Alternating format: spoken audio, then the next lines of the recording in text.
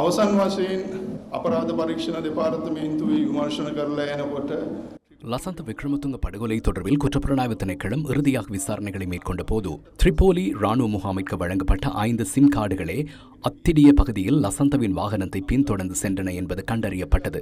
பிரகி தெக்னேலி கூட காணாமலாக்கப்பட்ட சம்பவம் தொடர்பில் சிஐடி நடத்திய விசாரணையில் அவர் கொழும்பிலிருந்து கொண்டு செல்லப்பட்டு இறுதியாக கிரித்தலையில் உள்ள ராணுவ புலனாய்வு தலைமையகத்தில் தடுத்து வைக்கப்பட்டிருந்தமை தெரிய வந்தது. அங்கு அவர் சில காலம் தடுத்து வைக்கப்பட்டமை தொடர்பிலான தகவலும் கிடைத்தது. எனினும் அந்த முகாமிற்கு பின் வந்து சென்ற வாகனங்கள் தொடர்பிலான தகவல்களும் சிஐடியினருக்கு தேவைப்பட்டது. அதனை வழங்கவில்லை. முதலாவது விடயம் நமக்கு தெரியும், ராணுவம் என்பது மிகவும் ஒழுக்கமான ஒரு நிறுவன கட்டமைப்பாகும். அங்கு அனைத்து விடயங்களும் பதிவு செய்யப்படுகின்றன. நாம் சென்றாலும், ஒரு ராணுவ சிப்பாய் முகாமிற்குள் சென்றாலும் அவரின் பிரவேசம், வெளியேற்றம், அங்கு வாகனங்களின் வருகை வெளியேற்றம் குறித்த அனைத்து பதிவுகளும் இருக்க வேண்டும். அதேபோன்று உறுப்பினர்களுக்கு சிம் கார்டுகளை வழங்குவதாக இருந்தால் வழங்கப்பட்ட சிம் கார்டுகள் பற்றிய தரவுகளும் இருக்க வேண்டும். அதற்கு அப்பால் உங்களுக்கு தெரியும், கீத் நோயா கடத்தப்பட்டு சித்திரவதை செய்யப்பட்டார். அது தொடர்பிலான விசாரணைகளின் போது ராணுவ அணியொன்று இந்த சம்பவத்தின் பின்னணியில் இருந்தமை தெரிய வந்தது. உப்பாலி தினகோனை தாக்கி கடத்துவதற்கு முயற்சித்தனர். நாமல் பெரேராவை தாக்கி கடத்துவதற்கு முயற்சித்தனர். இந்த அனைத்திற்கும் பின்னணியில் ராணுவ குழுக்களே இருந்தன என்பதை சிஐடி கண்டுபிடித்தது. அப்படியாயின் தற்போதுள்ள பிரச்சனை என்னவென்றால், ஒரு சில விடயங்கள் மாத்திரமே தீர்க்கப்படாத குற்றங்களாக உள்ளன. நமது நாட்டின் விசாரணை பிரிவினர், போலீசார், சிஐடியினர் அல்லது வேறு விசாரணை பிரிவுகள் திறமையற்றவர்கள் இல்லை அல்லவா? வேறு தொழில்நுட்ப காரணங்களால் இந்த வழக்குகளில் இருந்து சந்தேக நபர்கள் அல்லது பிரதிவாதிகள் விடுவிக்கப்பட்டாலும் இந்த குற்றங்களுடன் தொடர்புடையவர்களை கண்டுபிடித்து நீதிமன்றத்தில் முன்னிலைப்படுத்துவதில் போலீசார் வெற்றி கண்டிருந்தனர். அப்படியென்றால் ஏன் இதனை செய்ய முடியவில்லை? ராணுவத்தின் எவருக்கேனும் ராணுவ உறுப்பினர்களுக்கு லசந்த் விக்ரமதுங்கவை கொலை செய்ய அல்லது பிரகி தெக்னெலிகோடவை காணாமலாக்கவோ அல்லது உப்பாலி தென்னக்கோனை கடத்தவோ தனிப்பட்ட ரீதியில் தேவை இருந்ததாக நான் நினைக்கவில்லை. அவ்வாறெனில் அவர்களுக்கு மேலுள்ள யாராவது இவற்றை செய்யுமாறு கட்டாயமாக உத்தரவிட வேண்டும் அல்லது வழிநடத்த வேண்டும். இந்த குற்றங்கள் தீர்க்கப்படாமைக்கு உண்மையிலேயே அரசியல் அதிகாரத்தில் இருந்தவர்கள் உத்தரவிட்டமையும் ஒரு காரணமாகும். ஆட்சியில் இருந்தவர்கள் அவர்களது உத்தரவுக்கு அமையவே கீழ்மட்டத்தில் இருந்த துணை இராணுவ குழுக்களாக இருந்தவர்கள் குற்றங்களை நடைமுறைப்படுத்தினர். இந்த குற்றங்கள் தீர்க்கப்படாதுள்ளமை தற்போதைய பிரச்சனையாகும். இவற்றை தீர்ப்பதாக வாக்குறுதி அளித்த ஜனாதிபதி ஒருவர் ஆட்சியில் இருக்கின்றார். இந்த குற்றங்களை தீர்க்க வேண்டுமாயின் நிச்சயமாக அரசியல் தலைமைத்துவம் தேவை.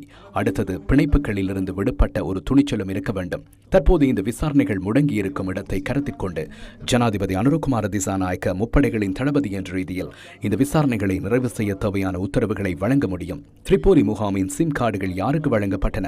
கிரித்தலை புலனாய்வு தலைமையகத்தின் தகவல்களை சமர்ப்பிக்குமாறு ஜனாதிபதியால் உத்தரவிட முடியும். அவை இல்லை என்போம், காணாமற் போயுள்ளதாக கருதுவோம். ராணுவ சட்டம் மிகவும் வலிமையானது.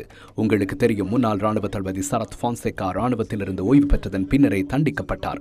ராணுவ சட்டத்துக்கு அமைய ராணுவத்திலிருந்து ஓய்வு பெற்றாலும் அவர் ராணுவத்தில் இருந்த காலத்தில் ஏதேனும் ஒரு வகையில் தவறாக செயல்பட்டிருந்தால் அல்லது குற்றம் புரிந்திருந்தால் ஓய்வு பெற்றதன் பின்னரும் அவருக்கு எதிராக ராணுவ நீதிமன்றத்தில் நடவடிக்கை எடுக்க முடியும். அதாவது மார்ஷல் கோர்ட்டில் ஆஜர்படுத்தி தண்டனை வழங்க முடியும். முதலாவது விடயம், ஜனாதிபதி அனுரகுமார திசாநாயக்க முப்படைகளின் தளபதி என்ற வகையில் குறித்த விடயங்கள் தொடர்பில் உத்தரவிட வேண்டும். இந்த தகவல்களை வழங்குமாறு கூற வேண்டும். இதனுடன் தொடர்புடைய அதிகாரிகள் தற்போது ஓய்வு பெற்றிருந்தாலும் அவர்கள் ராணுவத்தில் கடமையாற்றியிருந்தவர்கள். ஆகவே அவர்களுக்கு எதிராக ராணுவ சட்டத்தின் கீழ் நடவடிக்கை எடுக்க வேண்டும். அவ்வாறு செய்தாலேயே இதனை நிவர்த்திக்க முடியும். அவ்வாறு செய்தாலேயே எமக்கு வெகுசன ஊடக சமூகத்துக்கு நீதி கிடைக்கும். ඔවුන්ට විරුද්ධව හමුදා නීතිය යටතේ කටයුතු කරන්න කියලා. ඒතකොට තමයි මේක විසඳන්න පුළුවන්. එතකොට තමයි අපිට ජනමාධ්‍ය සමාජයේ යුක්තිය ඉටු වෙන්නේ.